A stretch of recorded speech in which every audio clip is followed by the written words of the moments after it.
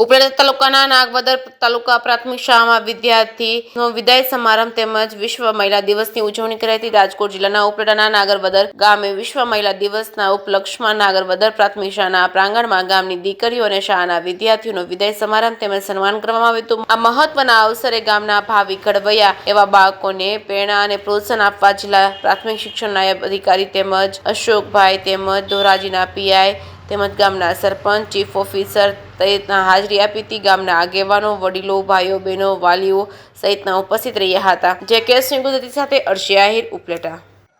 આજે અમારે નાગવદર ગામની જ દીકરીઓ દ્વારા વિશ્વ મહિલા દિવસ નિમિત્તે શાળાના બાળકોને લગભગ 30 થી 40 હજાર રૂપિયાના ઇનામ આપી અને નવાજવામાં આવ્યા છે અને 40 થી 50 બહેનોએ હાજરી આપી અને પોતાના માતૃવતનનું ઋણ અદા કર્યું છે।